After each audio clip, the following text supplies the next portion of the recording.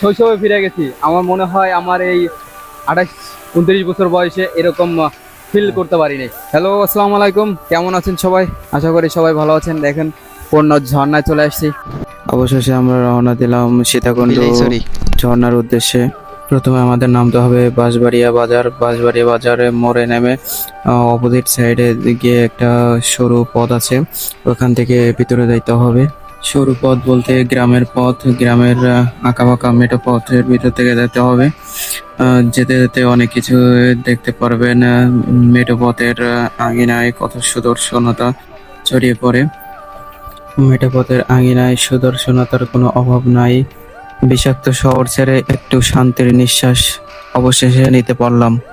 এখানকার রাস্তাঘাট দেখলে মনে হচ্ছে যেন আমি গ্রামের এক মেঠো পথে হারিয়ে যাচ্ছি।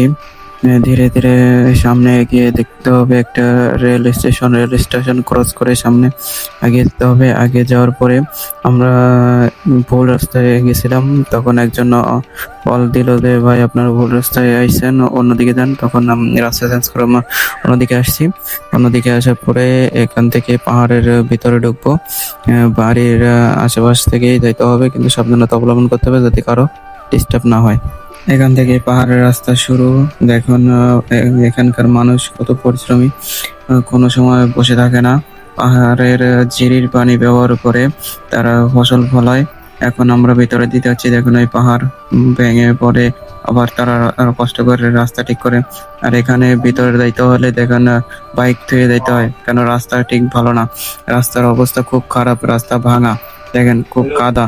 এখানে একটু বৃষ্টি হলে রাস্তায় কাদা হয়ে যায়।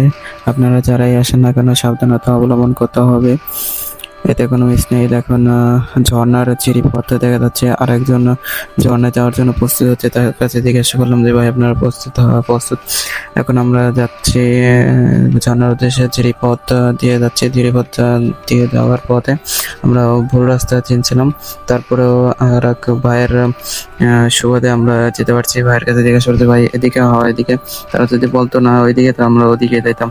তো অবশেষে আমরা রাইট পথ নিয়েছি। দেখুন এখানে ছেলে মেয়ে উভয় আসতে পারে, এখানে কোনো দুশ্চিন্তার কোনো কারণ নেই। এখানে ফুল সিকিউরিটি পাবেন নিজে থেকেই, এবং সাথে কেউ নিয়ে আসলে অবশ্যই ভালো হবে।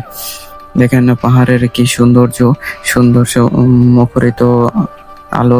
এর ভিতরে আবার কাঠবিড়ালি দেখলাম একটা, ধরতে যাচ্ছিলাম কিন্তু পারিনি। এখন দেখুন আমাদের লোকজন কত এক্সাইটেড মোমেন্ট, যে আমার চাইতে তারা আগে আগে হাঁটতেছে। আমি কল দেওয়ার আগে তারা সামনে যাচ্ছে। দেখুন আমার এক ছোট ভাই, সে আছে সবচেয়ে এক্সাইটেড, পানির ভিতরে নেমে গেছে। যে তাকে বলে যে উপর থেকে যাইতে, সে উপর থেকে যাবে না।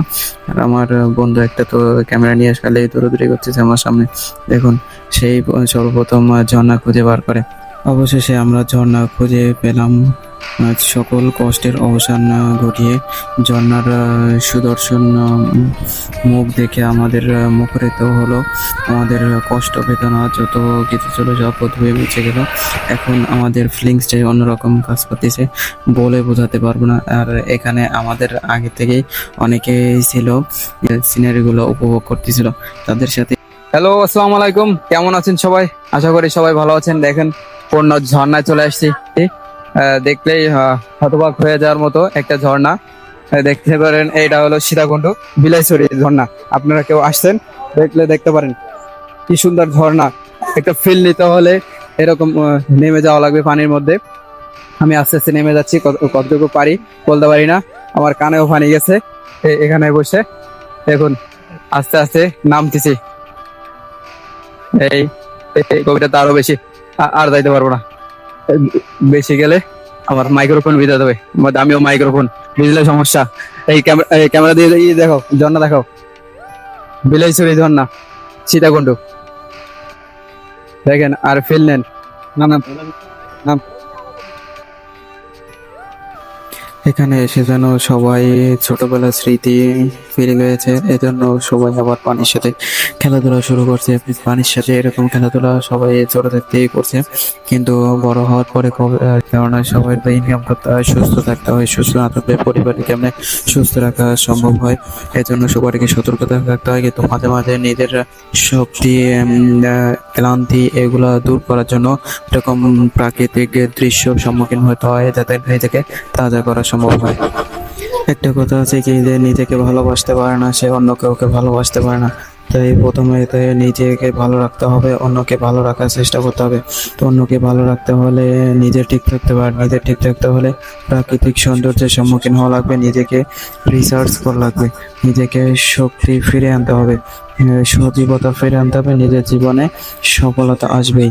এই জন্যই প্রাকৃতিক সৌন্দর্য নিজের সাথে জড়িত করতে হবে এমনভাবে যাতে কোনো প্রকার ক্লান্তি ধরতে না পারে।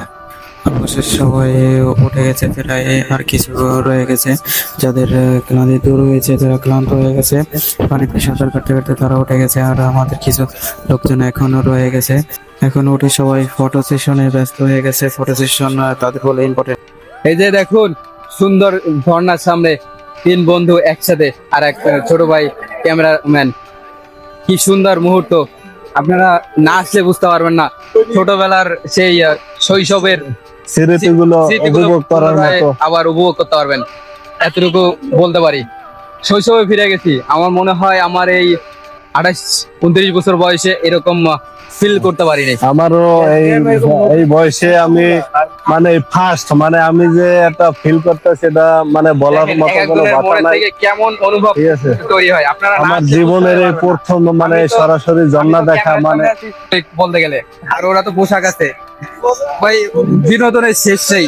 আমার পোশাক পরতে ইচ্ছা করছে না, আমার এখানে থাকতে মন চাচ্ছে, আমি বাসায় যেতে ইচ্ছা না, আমার যাইতে মন যাচ্ছে না। কি বলবো, চুলকায়, তারপরেও সুন্দর লাগে, কিন্তু মশাই কামড়ায়। এখানে অন্য কিছু নেই। দেখেন আমার ক্যামেরাও আছে, ক্যামেরা নিয়ে আইছি, আবার মোবাইল থেকেও ভিডিও করছি, কোনোটাই বাদ নেই। কিন্তু আপনারা অবশ্যই এখানে আসবেন। সীতাকুণ্ড বিলাইছড়ি ঝর্ণা। সবাই ভিডিওটা লাইক, কমেন্ট এবং শেয়ার করে দিবেন। হ্যাঁ, ধন্যবাদ।